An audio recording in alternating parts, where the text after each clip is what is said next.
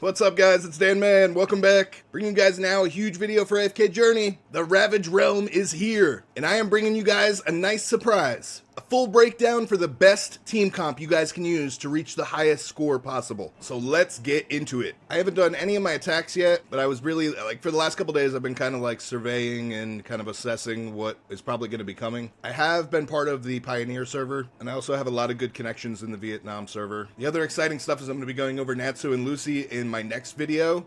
So stay tuned for that one, because I'm going to be pumping that out right as soon as I'm done with Ravaged Realm. But here we go. Look at this boss, right? Crazy Priestess, Novik. This is pretty insane. So it's my first chance to actually take a look at the live server, see what's going on. A lot of good rewards. I did already skip through, so when you go in, if you're really strong, you can skip through the first battle. So I'm already up to the endless mode. So here we go.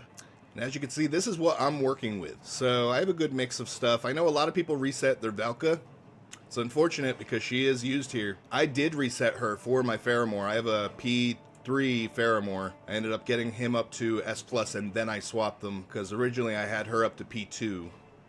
But yeah, we'll see. I think Faramore's still going to play a good role in the Wilders, so I don't think it was a terrible mistake to swap them out. But Valka is crucial on this team comp. So there's 3 variants here.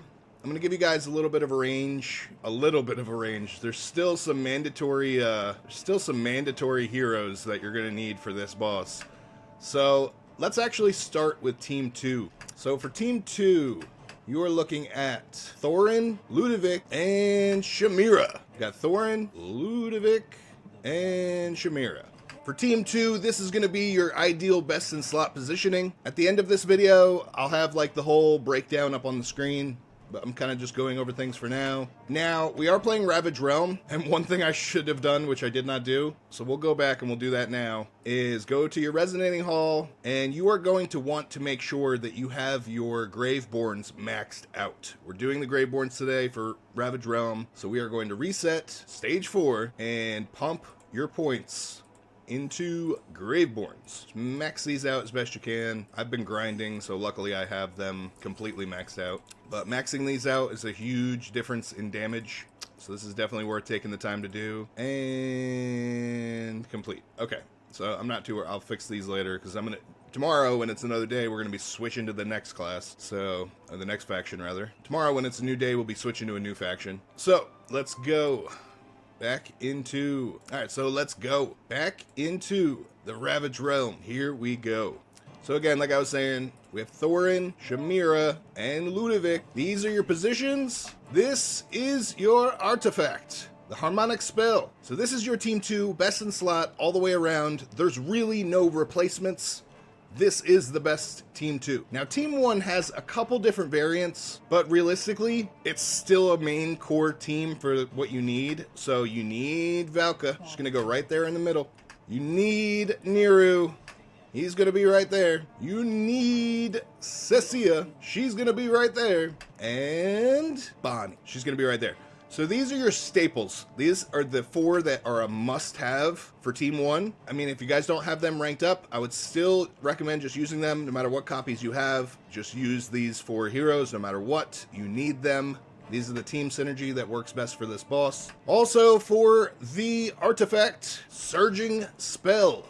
That is what we'll be using here for Team 1. Best all the way around. No alternative. That's what we're using for your artifact. Now, we have multiple attempts here, so I'm going to show you kind of each variant of the teams. The first one, we'll start with the weakest to the best. I have 3 teams to show you. 3 heroes to plug in as your last hero. 2 of them I don't have ranked up very well, so you guys will see kind of the damage difference in variants. So, first one I want to show you is Carolina. Carolina is going to be placed above the Bonnie. This will be one of the main core teams. So let's give it a whirl. Won't be skipping anything, so this way you can see how it plays out. You'll notice, right, I mean, Valka is just broken for this boss. She stays on her right from the start. She doesn't end. Cecia keeping up on that. I say Carolina is just a good sustained DPS. Our main showcase is going to be Bonnie. Bonnie is the definite nuke damage here. Damage is looking pretty good. The ideal rates, now I'm talking about, this has been thoroughly tested. Thoroughly. It's actually by a very wise Chinaman that helped me kind of theory craft this team. But the damage that we're going to be looking at, that with heroes in the ballpark of Supreme, You do not need to be really thoroughly ranked up to see great scores with this team comp, but if you're at least Supreme to Supreme Plus and above, you'll see good results with these teams. But we should be looking towards, well, we're crushing it. It's hard for me to compare. And we're crushing it when we hit the 50. And here we go, Team 2. This is just nuts. Shamira. If you didn't get her, if you didn't watch my last video, I wasn't joking. She's a monster. She's a must-have. You definitely need to get her before her banner runs out. Get her ranked up as high as possible. I got her to P2. If I didn't need the diamonds for these new collab heroes, I would have pushed for P3. She is amazing. She's super good. The higher you get her ranked up, the better she gets. But overall, your damage should minimally, like you're, again, with Supreme heroes, Supreme and above, your range should be looking like 118 mil total and above, 119 mil roughly. Like that's a good standard average for this damage team comp wise, and it's going to be, that's comparably, it's going to be the best team you can find. The best team that you can construct. If your heroes are roughly Supreme and above. Thorn getting super low. 18 seconds to go though. Damage wise, I think we're at roughly 115 mil, 117 mil. Something close to that. We'll see. We're almost there. 3 seconds. All right, here we go. Got all the rewards. 118 bill on the dot. 118, 119. That's, and look at that. Got top 1. That's what you want to see, you guys. Taking a look at the damage meters. And again, this is just the first variant of the team comp. It is crucial that you put your points into the Graveborn. Bonnie, total dominance. Cessia here, major damage. Valka, very clean. And as you can see, Shamir here, total reaping. I mean, out of 118 bill, she pulled off 56 bill of it. So this is huge. Now let's get into the second team variants. See if I can beat that top 1 guy. He's pretty hard. All right. So again, the only hero we're dropping here is Carolina. Now, your next best version, and this was put in at a standard of Mythic Plus. So if you have her at a minimum of Mythic Plus, then she is viable. Taylene, the queen. I have her at P1. I got her P1 the first day that she released in-game. Very first day, I wailed out.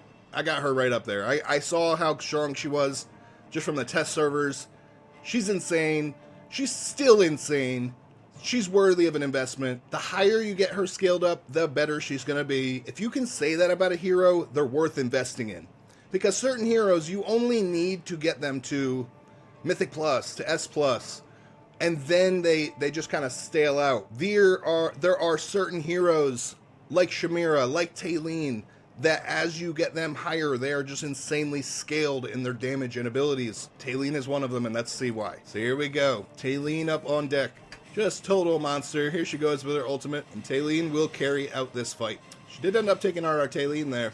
But as you can see, 43 seconds. Now we're pushing 40 bill. Even though Taylene is getting dropped every now and then, she's still putting out major DPS for this boss. Now the main concern is seeing if Cessia drops here. We have 24 seconds. She does have Niru's ultimate passive, so we will withstand through the 20 seconds. 8 seconds. I'm keeping an eye on this damage. See how long it takes us to break 50. And there we go. All right, we had about 3 or 4 seconds left. Broke through the 50 bill barrier. It's kind of a hard cap for this boss. Breaking through 50 bill on that first round is crucial. And now, as you've seen on the first round, I believe it was 68 is what we got here on this boss. So your variance is going to be about, 65 to 70. It's a good goal to keep in mind. And that's with Supreme and above heroes. I'm using some P1, P2 here. Just insane damage shredding this boss. 50 seconds, we just broke 50 bill. Some great crits coming out of this one. Now, after I finish showcasing these 3 teams, I'm actually going to go back and show you guys the charms, because charms are crucial for this boss, as well as give you guys a detailed breakdown of this boss's abilities. Why are these teams working? This is pretty important to know. It'll help you guys theory craft in the future for yourselves. If you don't have heroes but you want to see what works, there is some variance. Again, these teams that I'm showing you here right off the bat, these first 3 are just the best in slot team comps. These are the best that you can use out of any heroes in the game available. But if you don't have these heroes, or say that you're only working with Mythic Plus, you can test some other things out. 4 seconds, we did break the 68 bill, almost 69, almost. But I do believe we hit 19 bill here. We did, 19 bill, and look at that, we beat that top 1 guy. Nice. So here we go. Let's get into the final team. Now, we are taking out Taylene And this is why I said I do not have this hero ranked up. I have him extremely low. We are looking at Hodgkin. Now, Hodgkin is a complete boss.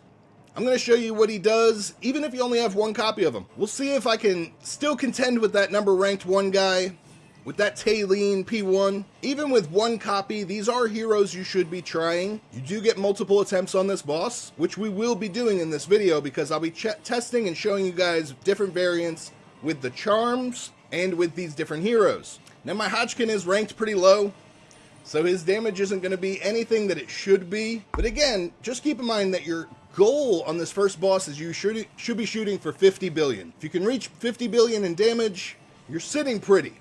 You're doing pretty good. And we just cracked 30 with 60 seconds remaining. Not too bad. We're at a rate of about 45 billion. Coming up on 40 billion here. If we can break it by the 30-second mark, we did. We got 5 extra seconds on the clock. Again, these are just kind of standard averages that I like to keep an eye on for testing services. Now, our goal here is to break 45 billion by 10 seconds. And it looks like we're dominating that. 45 billion, 19 seconds on the clock. We're 9 seconds ahead of where we should be. Can we break the 50 bill barrier? 14 seconds. It all comes down to this last moment. 47 bill, 10 seconds on the clock. 5 seconds on the clock. 48 bill, 2, 1, 49. So we did come up a little short. Again, I'm using a 1 copy of Hodgkin and still pulling off 49 billion. So he is definitely great value, always worth it. Like I said, test these heroes out even if you only have 1 copy of them because they are best in slot.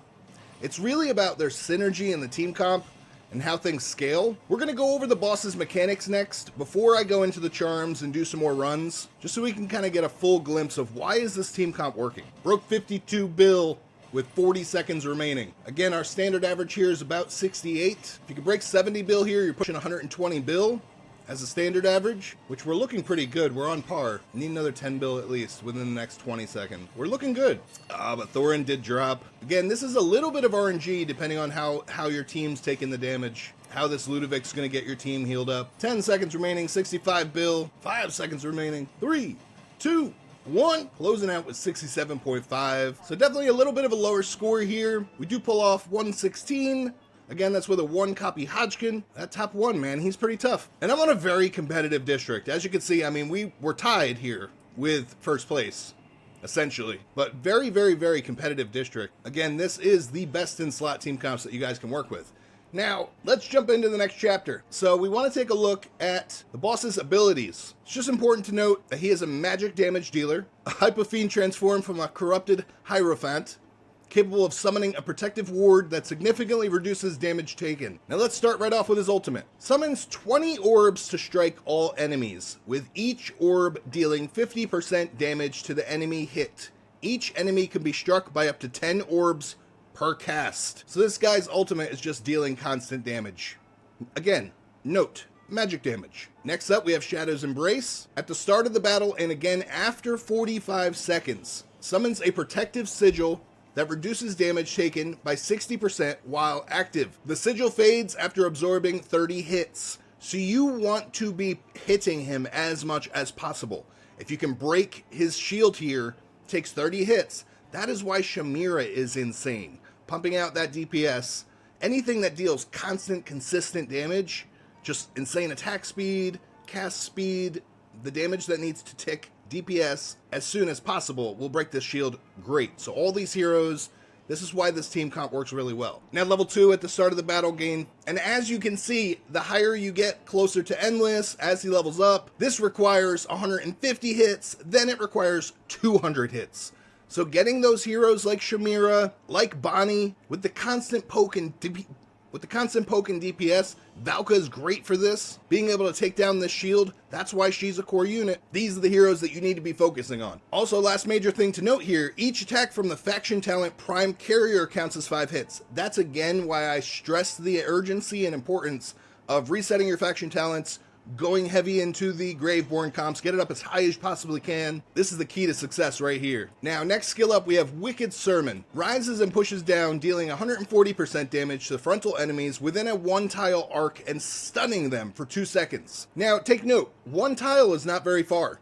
So he's only really going to be targeting your core front line. This is why you only really want to have 1 core front line.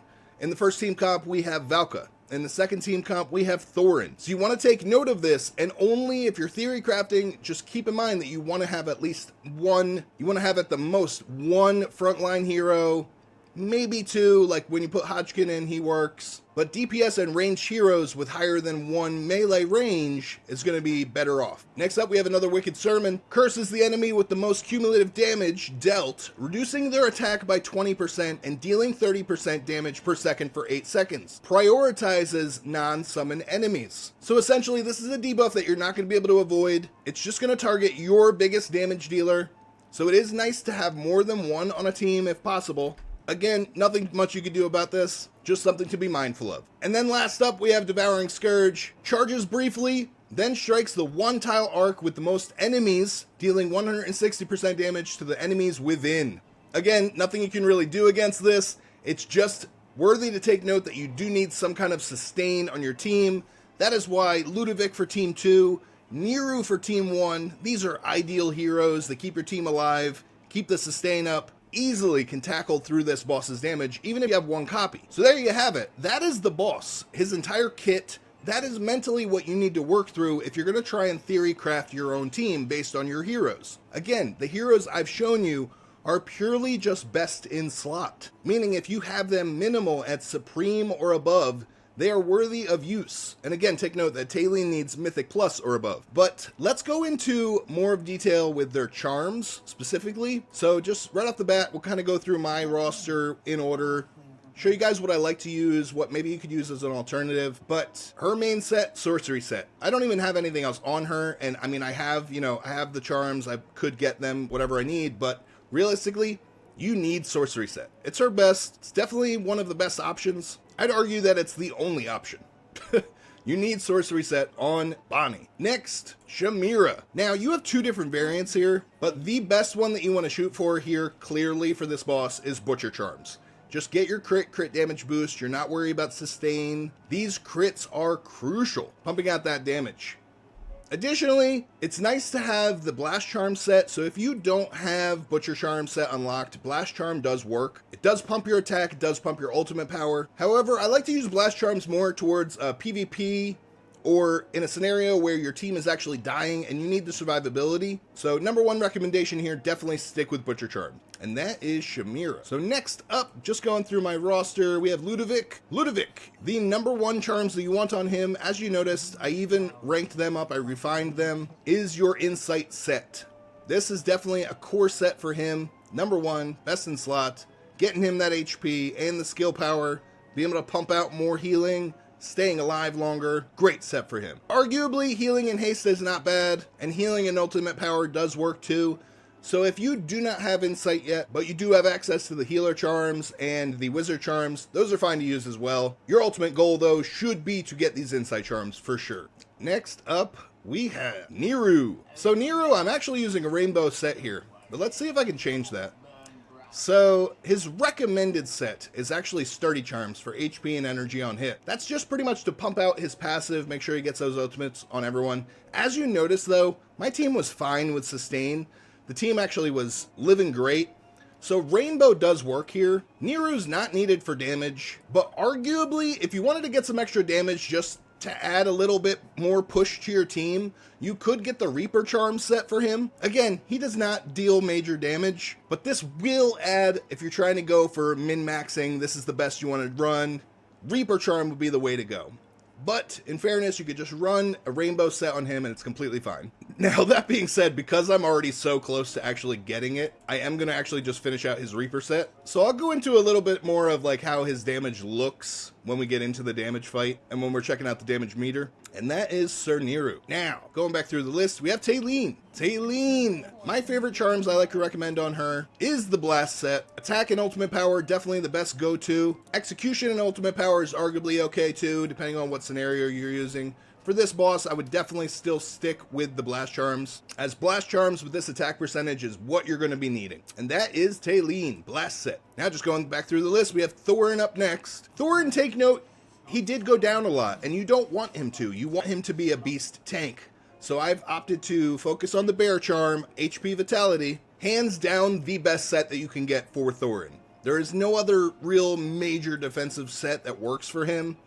this is the best go-to. So bear set, focus on that for your Thorin, the real OG tank. All right, next we have, just going through my list here, Synergies. Now, this is kind of an argumentative debate that you could grab the Gale set, which is what I've opted to use. You do max your attack and your attack speed. The Resolute set is also a great choice, as this will give you your energy on hit, ultimate power, be able to keep your guy up longer. But again, these are your two best sets that I would recommend. My major choice is definitely sticking with your Gale Charms. This will be great. This will help you guys out a lot. Grabbing that extra attack percentage is pretty huge. So Gale set all day.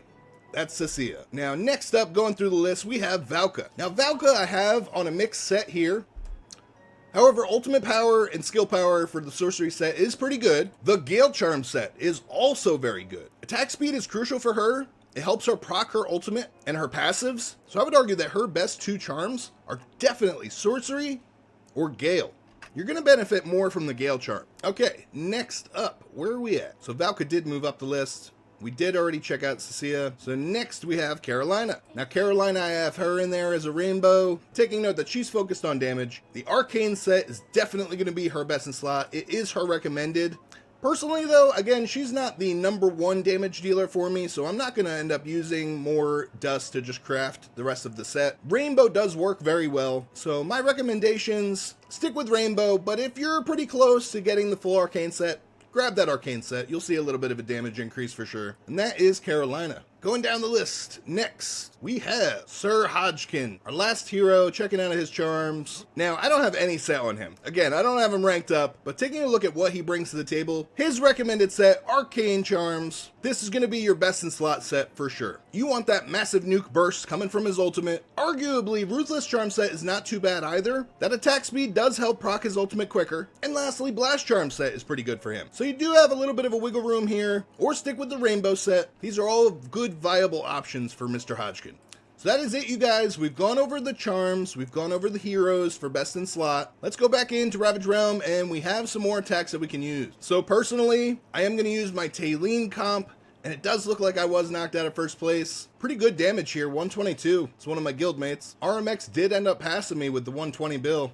He was tied with me at first. So let's see if we can kind of push things up a little bit. I did tweak my charms, so that should help a tiny bit. Again, I did want to compare Niru because he was one that I ended up getting that execution set on just for damage sake. So taking note, again, he's not a damage dealer. 1.5 bill damage there. Every bit does add up, especially when you're trying to min-max. We'll go more into the damage meters after I burn through my runs. So I have 7 attempts. I am going to just spam through my Taylene attempts. Hodgkin wasn't doing it for me. My Taylene, I definitely am more confident than having my Supreme plus Carolina in there. So this looks good. This feels good. Team 2 is set.